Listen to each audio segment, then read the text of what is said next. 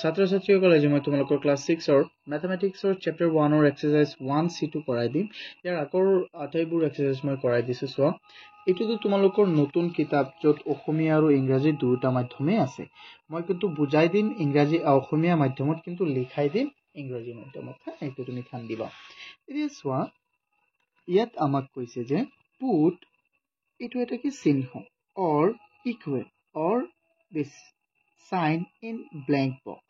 Okay, এই সাইনটো মানে কি? এই সাইনটো মানে তো ইকুৱেল আমি জানো সকলোৱে। এইটো এই সাইনটো মানে কি? সো আমি প্ৰথমে এইটো চাব লাগিব, হয় নহয়? চোৱা, মই তোমালোকক লিখাই দিও। চোৱাচোন, এই যে এটা সাইন যে যিটো ইফালে মুভ কৰি আছে, চোৱা এইটো, ইয়াক আমি কওঁ গ্ৰেটাৰ। ইয়াক আমি কি বুলি কওঁ? চোৱা, মই এনেকৈ লিখিছো, তো কনফিউজ নাযাব। আছে, মই আকৌ ভালদৰে লিখি দিওঁ। এইটোক আমি কি বুলি কওঁ? Greater. greater sign. So greater আৰু কোনটো আছিল আমাৰ? এটোক আমি কওঁ so greater sign, sign gn হয় নে? হয়। এতিয়া so ইয়াক আমি কওঁ less sign, so বা sin যেটো। এতিয়া তুমি কোনটো বুজিবা? যোনফালে হি মুভ কৰি থাকে, মুখ ধৰি লৈ এইটো এটা ৰাক্ষস, এনেকে এইটো মুখ কৰি আছে, এইটো মানে ডাঙৰ হয় ন। যোনটো ফালে মুখ কৰি থাকিব ইফালে ডাঙৰ বস্তু থাকিব। সো ইফালে এইটো ডাঙৰ থাকিব। যেনে মই যদি লিখো যে 1 আৰু 2, দেখো এতিয়া মই লিখিম যে 1 less than 2, মানে 1 2 তকৈ সৰু হয়, হয় নে নহয়? সো কি মুখ কৰি আছে ইফালে, তেন্তে এইটো ডাঙৰ হ'ব নে নাই? হ'ব। এনেকৈ আমি কৰিব লাগিব। এতিয়া আমি চাম যে কোনটো সংখ্যা ইয়াত ডাঙৰ, কোনটো সৰু। ইয়াতো আমাক দি আছে যে এইটো ডাঙৰ, এইটো সৰু। ওকে, এইটো আমি চাম। ইয়াত আছে 20,643, ইয়াত আছে 22,000। এইটো হ'ল 22,000, এইটো হ'ল 20,000, তেন্তে এইটো ডাঙৰ হ'ব নে নাই? তেন্তে ইয়াত আমি দিলো লেছ সাইনটো দিলো। আমি লিখিম যে এইটো এইটোতকৈ সৰু, এই সংখ্যাটোতকৈ সৰু। ঠিক আছে। ইয়াত আছে কি আমাৰ 1,02,000, ইয়াত আছে 3,01,000, তেন্তে এইটো ডাঙৰ হয় নে নহয়? হয়। তেন্তে ইয়াতো আমি এইটো দিম। তাৰপিছত কি আছে চোৱা, 20,02,000, 20 লাখ হয়নে? 1 চোৱা, 1 stands 100, তাৰপিছত কি আছিলে 1000, 10,000, তাৰপিছত কি হ'ল আমাৰ লাখ আৰু 10 লাখ। আচ্ছা, 20 লাখ। এইটো কি আছে আমাৰ? এইটো আছে আমাৰ 2 crore আছে ন? চোৱাচোন ভালদৰে। হয়, 20 crore। ইয়াত হ'ল আমাৰ 20 crore, তেন্তে এইটো ডাঙৰ হয়। ইয়াত আমি আকৌ এইফালে দিম। তাৰপিছত চোৱা, তাৰপিছত আমাক কি আছে? এই সংখ্যাটো ইয়াত কেইটা আছে? ডিজিট গণিওতো তুমি ক'ব পাৰিবা, বা যেনেকে কোৱা। চোৱা, ইয়াত আমি প্ৰথমে কৰিলো, ইয়াত একক, দশক, শতক, হাজাৰ, অযুত, লাখ, নিযুত, কোটি। 2 কোটি কিমান আছে? 2 crore 78,56,145। ইয়াত আছে আমাৰ 27 লাখ, মানে 2 crore 78 লাখ, তাৰপিছত 40,560। তেন্তে কোনটো ডাঙৰ কোৱাচোন? এইটো হৈ গ'ল আমাৰ ইয়াত এইটো ডাঙৰ। তেন্তে আমি ইফালে এনেকুৱা চিনটো দিম। ইয়াত চোৱা, ইয়াত চোৱাচোন কোনটো ডাঙৰ হ'ব, কোনটো সৰু হ'ব। চোৱা, আগতে আমি প্ৰথমে মই আৰু এটা সহজ বুদ্ধি দেখুৱাও তোমালোকক। প্ৰথমে ডিজিট চাবা, কেইটা মানে অংক কেইটা আছে। 1 2 3 4 5 6 7 8, 1 2 3 4 5 6 7 8। আচ্ছা, ইয়াতো আছে এটা, ইয়াতো আছে এটা। তাৰ প্ৰথমটো চোৱাচোন কি আছে? 8, তাৰপিছতো আছে কি 9, তেন্তে এইটো ডাঙৰ হ'ব। হৈ গ'ল, কিমান সহজ হয় নহয়? তাৰপিছত আমি চাম কি এইটো 2 নম্বৰ কুৱেশ্যনত কৈছে arrange the following in ascending order. So in ascending order মানে কি? মই প্ৰথমটো ভিডিঅ'ত বুজাই দিছিলো, কুৱেশ্যন আমাৰ এক্সাৰসাইজ 1A বুজাই দিছিলো যে ascending order মানে হ'ল আমাৰ ঊৰ্ধ্বক্ৰম। চোৱা, মই অসমীয়াত দেখুৱাই দিছো তোমালোকক। চোৱা, তাহলে কি দিয়া আছে? ঊৰ্ধ্বক্ৰমত সজোৱা। আমি কি কৰিব লাগিব? ঊৰ্ধ্বক্ৰমত সজাব লাগিব। চোৱা, ইয়াত এইকেইটা সংখ্যাক আমি ঊৰ্ধ্বক্ৰমত সজাব লাগিব। এতিয়া ঊৰ্ধ্বক্ৰম মানেনো কি? ঊৰ্ধ্বক্ৰম মানে সদায় সৰুৰ পৰা ক'ত যাব? ডাঙৰলৈ। যেনে 1 2 3 4 5 6 7 8 9 এনেকে যাব। মানে সৰুৰ পৰা সদায় ডাঙৰ কিটাক আমি লাষ্টত লিখিম প্ৰথমে আমি লিখিম সৰুটো তেতিয়া আমি কৰোচোন এইটো অংক চোৱাচোন আমি কেনেকৈ কৰিম 2 নম্বৰৰ to answer লিখিম in ascending order in ascending order আমি লিখিম প্ৰথমে আমি চাও ইয়াত চোৱাচোন সংখ্যাকেইটা কোনটো ডাঙৰ হ'ব কোনটো সৰু হ'ব তুমি প্ৰথমে চাব লাগিব ইয়াত আছে চোৱা ৰাফলি মই কৈ আছো 40 ইয়াত কি আছে চোৱা 5,24,000 তাৰ পিছত 5 crore 24,000 না 5 crore নহয় তো চোৱা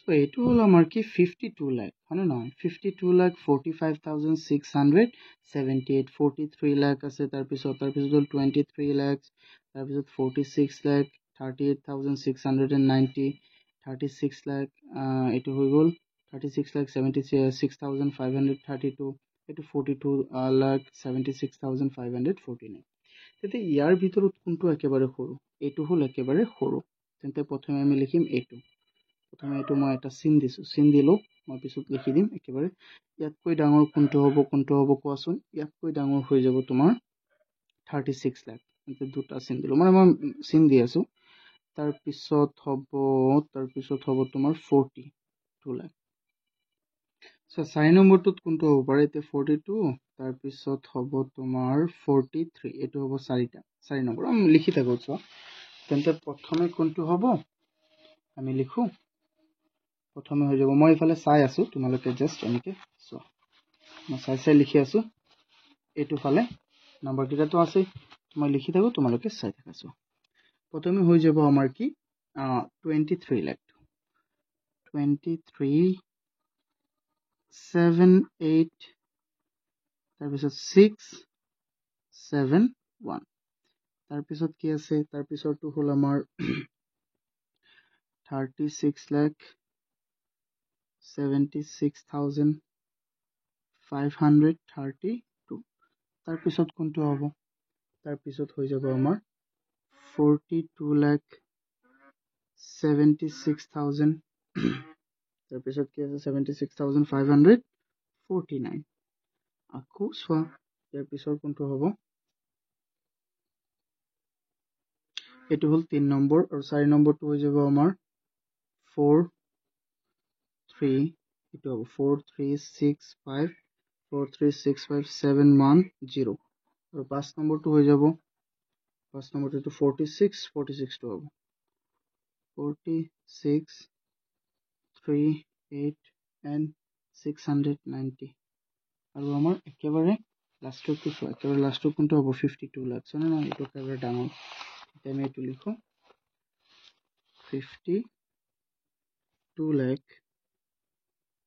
45,678 সো এটো হৈ গল আমাৰ ascending order মানে কি আছিল সৰুৰ পৰা ডাঙৰলৈ বা আমি অসমীয়াত কি বুলি কও ঊৰ্ধ্বক্ৰম এতিয়া আমি চাম question 3 টো সো question 3 ত আমাক কৈছে যে arrange the following in descending order so descending order ascending and descending so ascending মানে হল আমাৰ ঊৰ্ধ্বক্ৰম আৰু descending মানে হল অধক্ৰমটো মানে তলৰ পৰা ডাঙৰৰ পৰা সৰুলৈ তেন্তে আমি প্ৰথমে ওলাব লাগিব ডাঙৰ কোনকেইটা আছিল ইয়াৰ ডাঙৰ কোনকেইটা আছিল চোৱা এবাৰ প্ৰথমে আমি ডাঙৰটো চাব লাগিব ইয়াত চোৱা ডাঙৰ হৈ গল আমাৰ এইটো একেবাৰে ডাঙৰ এইটো মই 1 2 দিলো হা চোৱা ইট হল 1 তাৰ পিছত একেবাৰে ডাঙৰ ইয়াৰ পৰা সৰু কোনটো হ'ব তুমি নাম্বাৰটো চোৱা ইয়াৰ পৰা সৰু হৈ যাব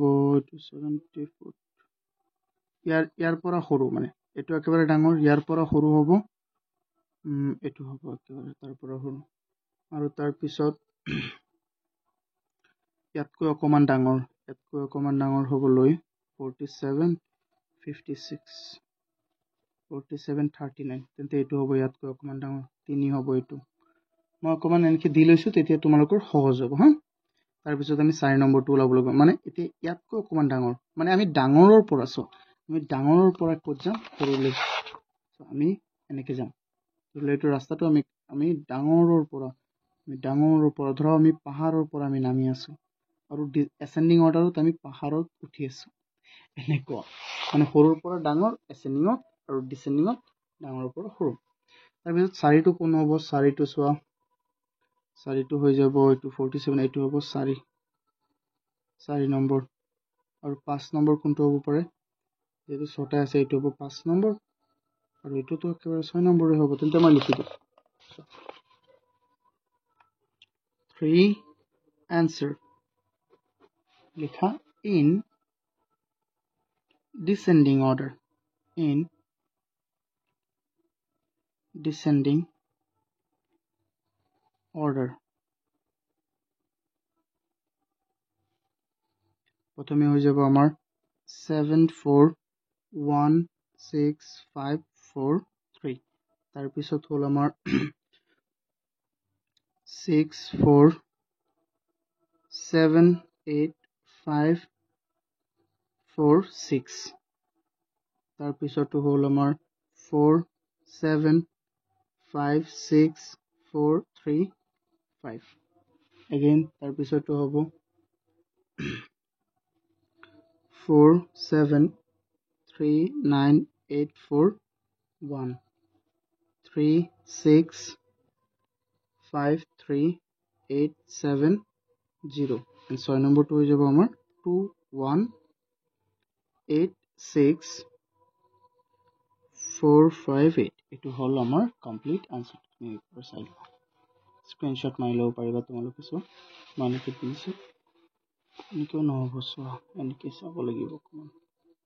মই এইটো 1 নম্বৰ 2 নম্বৰ এনেকৈ দি দিছোঁ। চোৱা যদি তোমালোকে এতিয়া বুজি পাইছা তেন্তে ভিডিঅ'টো লাইক কৰি দিয়া আৰু চেনেলটো ছাবস্ক্ৰাইব কৰা। আৰু এই চেপ্টাৰটোৰে নহয় অকল, তোমালোকৰ ক্লাছ 6ৰ আটাইবোৰ চেপ্টাৰ আটাইবোৰ ছাবজেক্টৰে ভিডিঅ' ইয়াত পাই যাবা। মূলতে হ'ল কি বিজ্ঞানৰ আৰু গণিতৰ এইকেইটাৰ পাবা, ছায়েন্স এণ্ড মেথমেটিক্সৰ। Thank U.